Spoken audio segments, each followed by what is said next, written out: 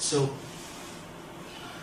I'm still alive, the great legend Barry Guys, and there are a lot of people, you know all the names, I'm sure, that right from the B.B. King, just recently passed away 2 years back, and then Barry Guys, and also the Howling Wolf, and many, many examples there, the George Surrey and everything, everybody.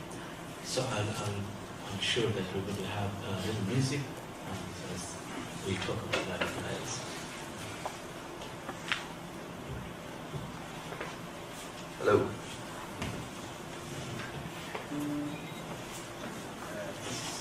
It's a very popular blues song called Crossroads.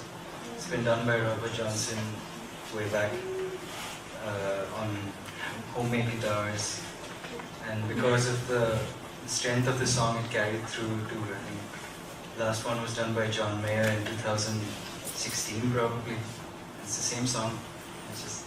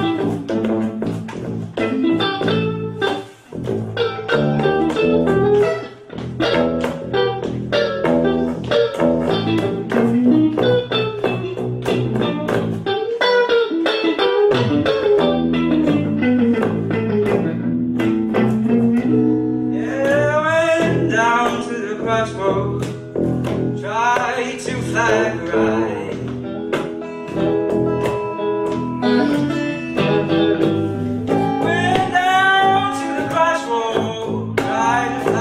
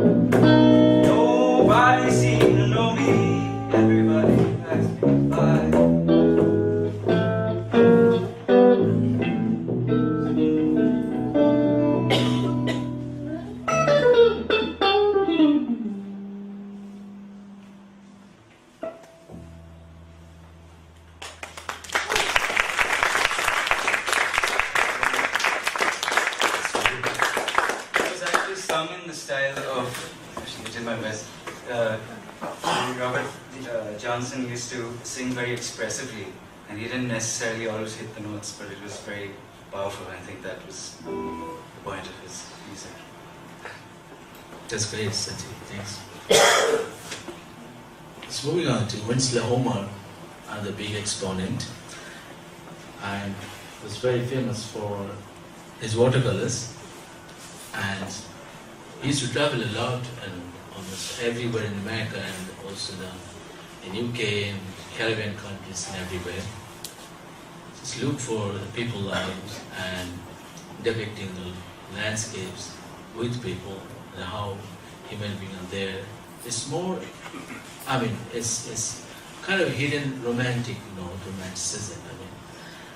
But yet it is very much with people and their mood, how it's reflected in the nature. How he's looking at the sky is kind of an ambiguity there, that whether the whole mood is created for him, it's his reflection in his inner mind, or it's just his contemplating, is just taking rest from his work and watching, gazing the sky. So this is one thing, and that how Homer picked up this topic, the theme for the ordinary human being, and sometimes below that more subalterns, and he used to enjoy that all over America and beyond. Homer's fishermen and their women are heroic in their confrontations with the physical world. You can see the previous one also, how brilliantly he treated the whole surface and the composition, and technically it's amazing, and also equally successful in oil painting, trompe-l'oeil process. You can find that there's a kind of interesting combination, so the nature is protagonist or the human. So this both of their coexistence, but they're very much they need each other to cohabitate.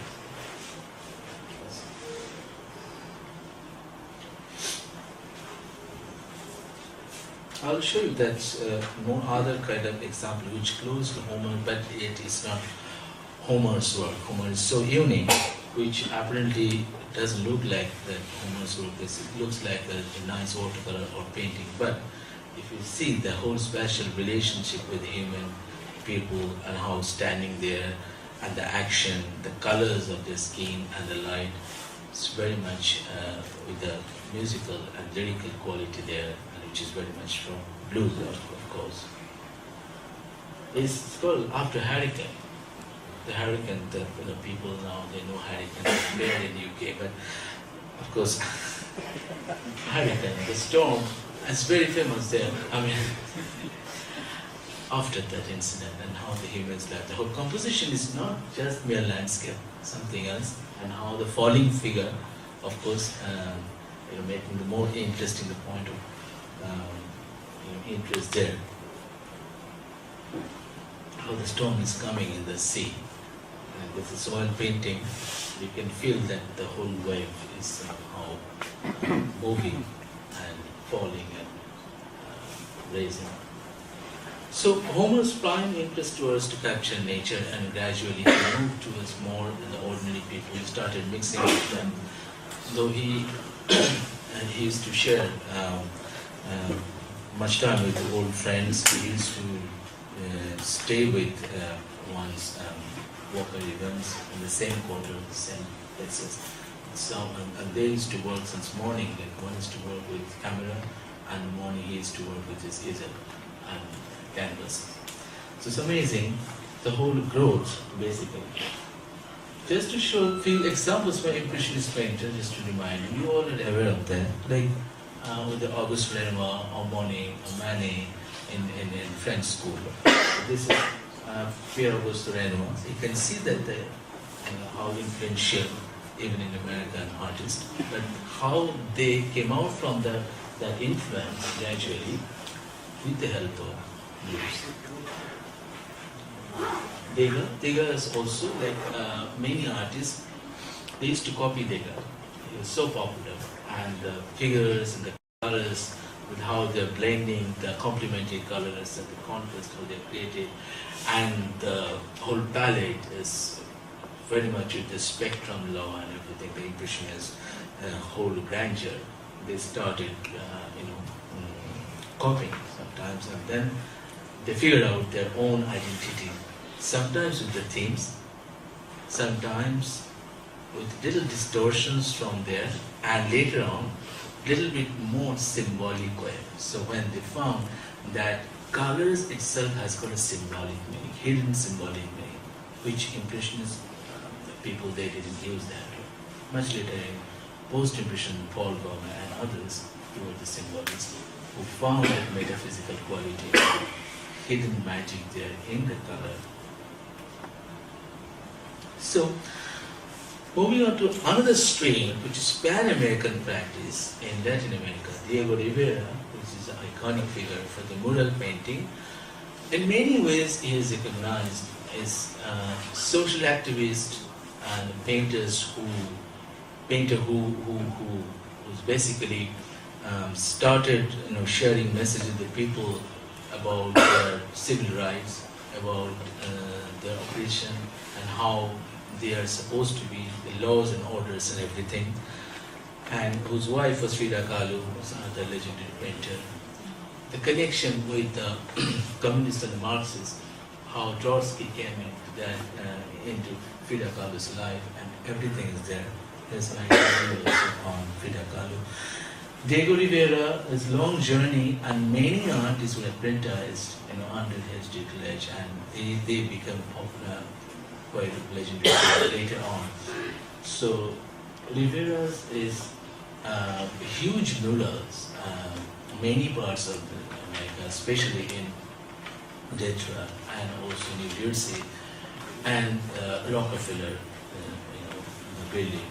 There, Rivera's huge murals is still creates that awe and the magic to the audience.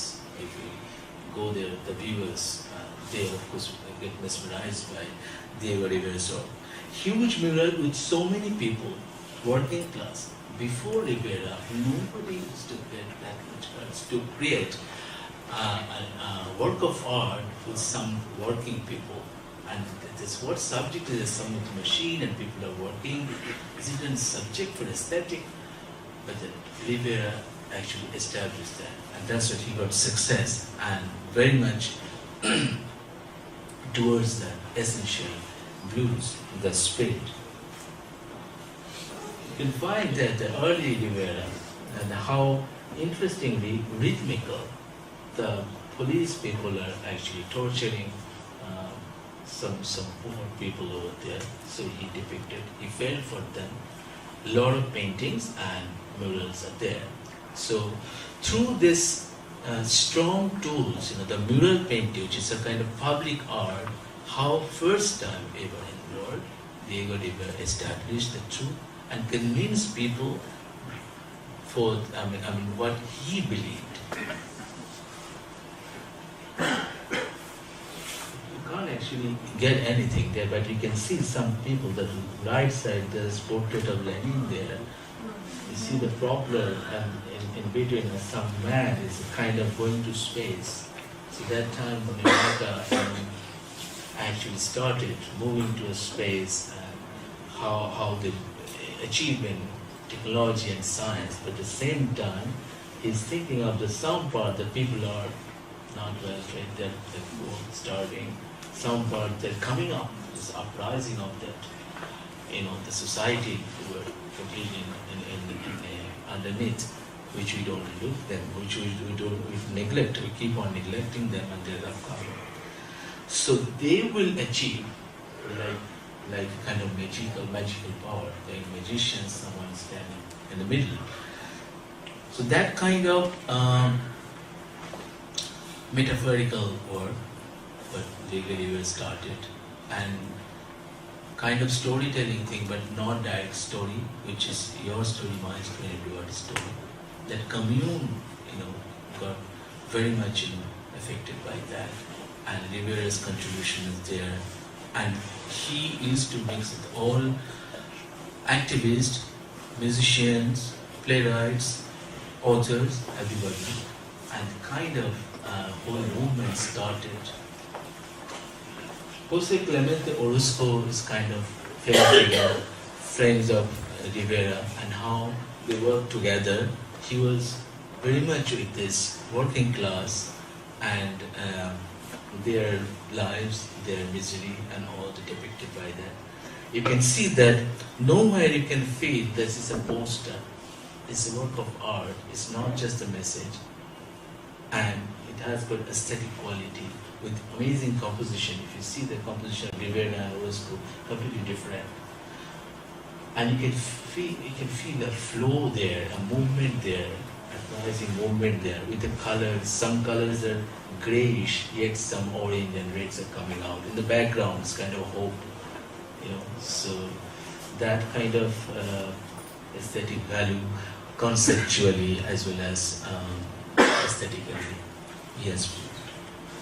So Orozco, and also another big artist named Rufino Tamayo, and you can see Tamayo's all works, and if you see, you can nowadays available in internet some works are there. But the fear is that you have to find the actual work. Many copies are there, and then very weak copies, and people don't know which one is the original one. So Rufino Tamayo's work again with the music, you can feel that how the working class, the movement and the music is there. You can see that diagonal force is going there, and there is a static light there from sky. It's a moon. It's a moonlit night. It's very lyrical, romantic, yet it's very painful.